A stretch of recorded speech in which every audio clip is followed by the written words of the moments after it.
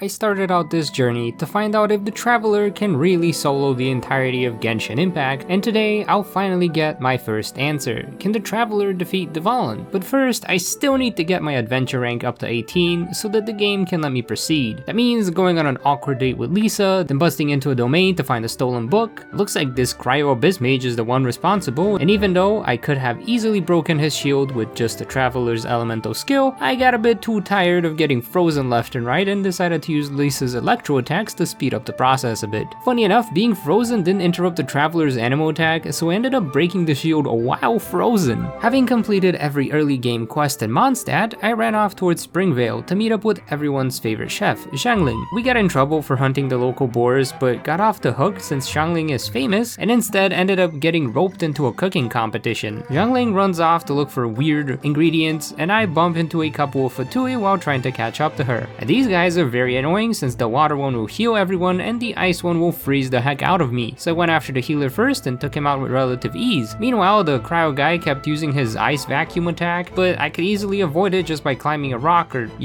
walking away from it, and eventually took him down too. After finally finding the spicy chef, she runs off once more to look for chili peppers, and when we catch up to her and get those chilies, she runs off again. Since there were a lot of hilly churros in the area, I decided to raid their camps and pillage their chests in order to level up my adventure rank a bit faster. When we eventually run into Xiangling again, there is a random cat man who seems to be freezing, and instead of starting a fire, she wants us to cook him a spicy soup. I think maybe she just didn't want to start a fire because she knows Guoba isn't gonna aim in the right direction and end up being very embarrassed. The problem with having to make soup is that I need a running fire over a cooking spot, and I may have accidentally extinguished all of those from nearby camps while coming over to the meetup spot. Luckily, I ran into another camp that had a pyro hilichurro and a cooking spot. After swirling the fire near the pot, I went to finish off the hilichurros, and then so as it turns out, when I did the whole swirl thing, the pot didn't catch on fire, just all the grass around it. And of course, I realized this after I've killed the pyro hilichurro. In a desperate attempt to find a place to cook so that the cat guy doesn't die of frostbite, I ended up running all the way to Liyue. There was this abandoned house, but of course it didn't have a cooking spot. I even went to Stone Gate, thinking there ought to be a place to cook there since there's people and this guy that sells tea, but nope, no cooking spots in sight. I gave up and fast traveled to Mondstadt, cooked some soup, and then went back to the Catman. After finding out that there might be ancient boars in the domain nearby, Xiangling runs right in. Not to try and preserve or reintroduce the species, no,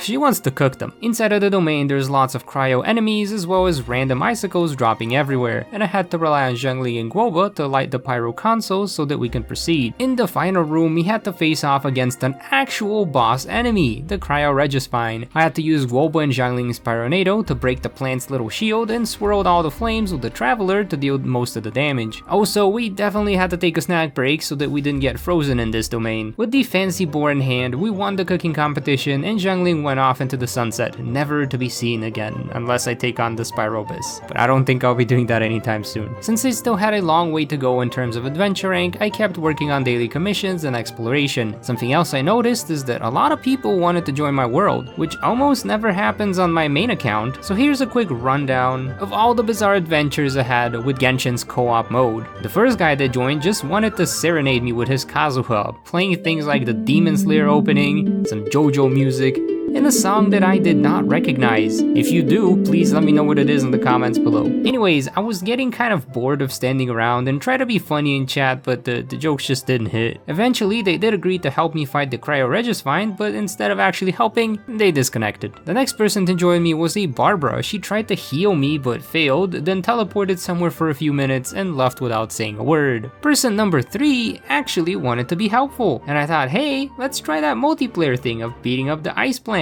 Because as I learned after the previous person ditched me there to fight it by myself, the Traveler cannot break the shield and barely does any damage while the shield is up. This time, this person actually helped. I got to beat up the Cryo Regispine, and they also helped me farm the only domain I have unlocked so far, which I have cleared before by myself, but it was just a very slow grind. And since it was out of resin, it was time for them to go. Person number 4 joined me while I was exploring Mondstadt and was stuck trying to pop an Animo slime. I figured since they have Venti, they could maybe maybe help me out a bit, which was nice. I could see Venti watching out for Aether every now and then, coming in to help pop a slime and get a chest of treasures, maybe some wine. No wine for you, Venti. While we were running around and opening chests, person number 5 joined us, Shenhe, which instantly made person 4 leave. Shenhe just ran around the map for a few minutes and then left without any explanation. By this point, my experience with the online was kinda bad, to be honest. Out of the 5 people who joined my world, 1 just wanted to show off their music skills, 2 didn't even say anything and probably just came to steal some resources, and 2 kinda helped me with random things that I didn't really need help with in the first place or didn't have the resin for. It was nice to have someone speed up the domain grind, but not so nice when they literally join after I finished spending all my resin. It really makes me wish the game had some sort of multiplayer resin that refreshes on its own timer. That way, even if a random person joins you, you have something you can do together other than fighting off random Hilichurro camps. Anyways, since I was getting frustrated with the slow grind to level up and the messy online experiences, I went to fight the animal Hypostasis since it's the only other boss in Mondstadt that I can fight for now. Realizing I'd need all the strength I can get, I quickly opened up the character menu and leveled up my physical damage artifact. Even then, I was barely making a scratch on this thing's HP. So I ate some chicken to restore my health, and also tried some of those delicious jade parcels that Zhenling made for us during the cooking quest. I was doing a bit better, but not by much, so I patiently waited for Beth to stop using her tornadoes and slowly attacked when I could. Eventually, I got to the final phase where I needed to collect the little animal orbs and stop it from healing. When I finally finished off the Hypostasis, I finally ranked up to AR 18, unlocking the next part of the Dvalin quest. I also maxed out the physical damage cup and got a defense percent boost as the final substat. Nothing that amazing, but I'll take it. I'll take what I can get. Copium. From there, I met up with the Lucan crew, beat up a Hydro Abyss mage, and pushed my way into Dvalin's lair. For some reason, I found it more comforting to do so while my health was in the red. I don't know why, but knowing I was a few hits away from passing out made it taking down all the Hilichurro camps along the way all the more fun and interesting. Although this time, I was very wary of those explosive barrels. I also had a very slow fight with a shield Churro while Venti removed the winds blocking our way. Once inside, I booked it towards the Statue of the Seven and noticed a very peculiar character nearby, the unusual Hilichurro. I tried to serenade him like my co-op buddies once did, but he did not care.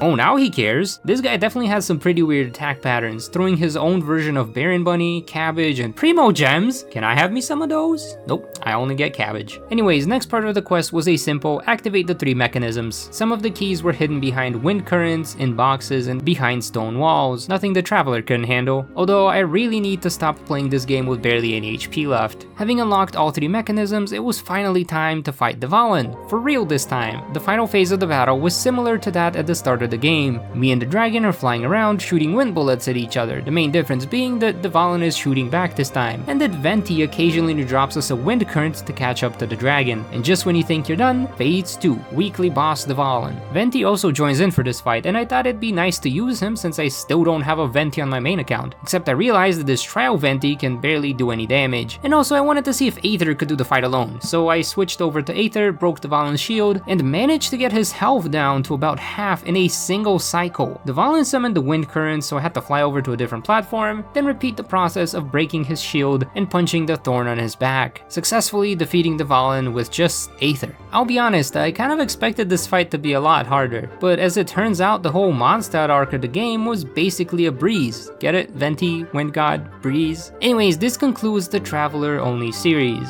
For now at least. I'll be taking a small break from working on videos for a couple of weeks, and when I do get back to it, it'll be time to cover Splatoon 3. If you did like this specific series and would like to see it continue, please let me know in the comments below. I'm also open to suggestions on how to improve it, so if you have any feedback, criticisms, or ideas about the style, format, or literally anything else, do let me know. Thanks for watching, and I hope to see you around.